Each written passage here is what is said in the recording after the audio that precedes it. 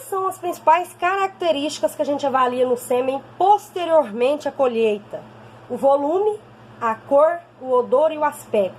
Para que a gente avalia essas características? Para a gente classificar se esse animal está apto à reprodução ou não. Quando a gente fala em volume, os bovinos e bubalinos, por exemplo, eles vão ejacular em torno de 4 a 5 ml. Já os suínos, por exemplo, eles já ejaculam até 300 ml.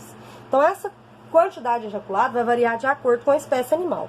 A coloração é a mesma coisa, então a gente tem uma coloração que varia do branco ao branco acinzentado, do amarelo.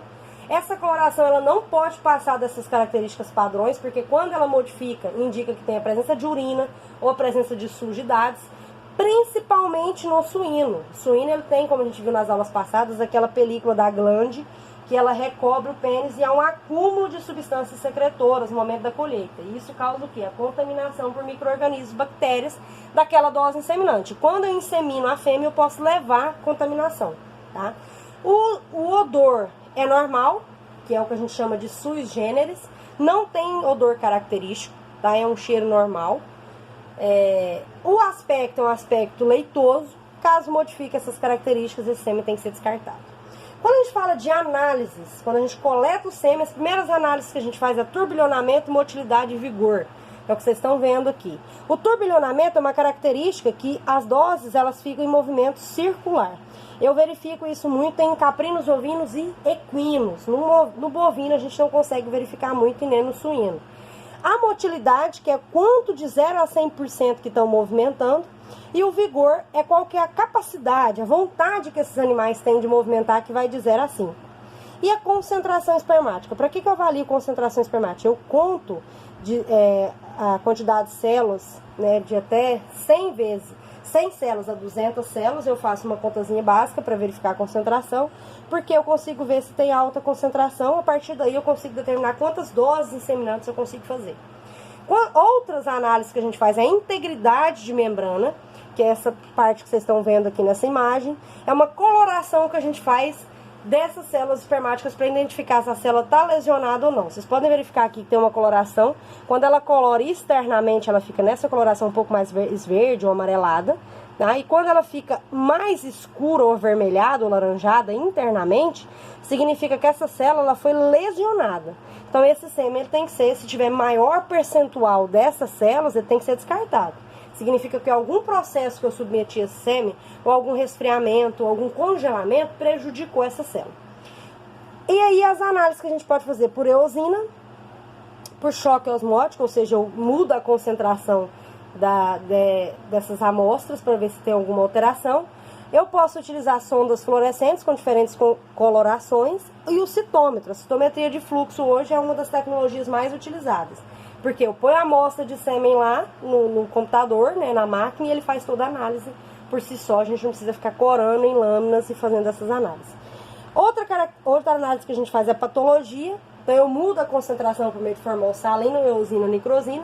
Eu mudo a concentração dessa solução e consigo identificar os defeitos.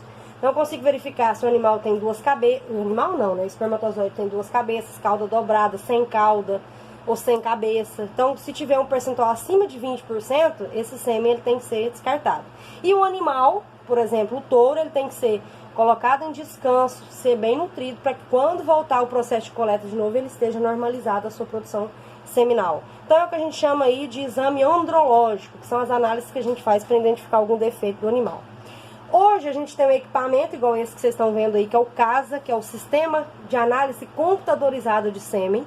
O CASA, a gente coloca as amostras de sêmen nesse local aqui, ele injeta, puxa essa amostra para dentro do equipamento e faz toda a leitura. Depois eu vou colocar um vídeo para vocês verem como que é essas análises, tá?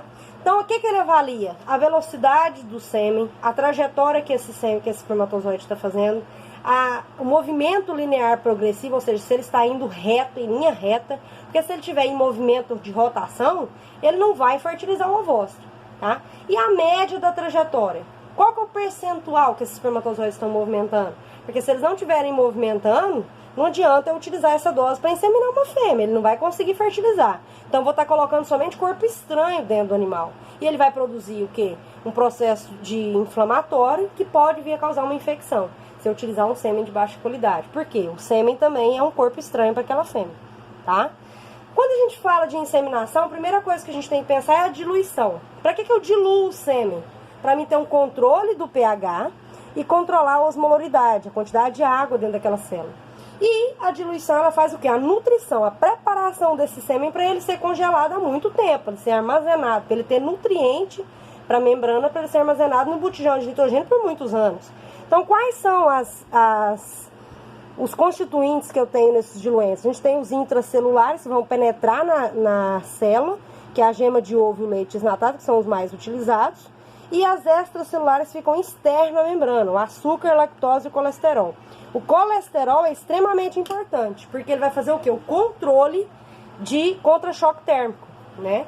Quando a gente fala de refrigeração, que é o momento que a gente vai pôr na geladeira esse sêmen, para dar uma diminuída no sistema de resfriação dele, para preparar ele para o congelamento, eu utilizo alguns diluentes. Vocês podem ver aqui do lado, tem vários diluentes para diferentes espécies.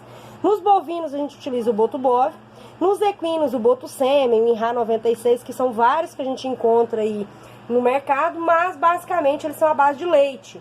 O bovino é à base de gema de ovo.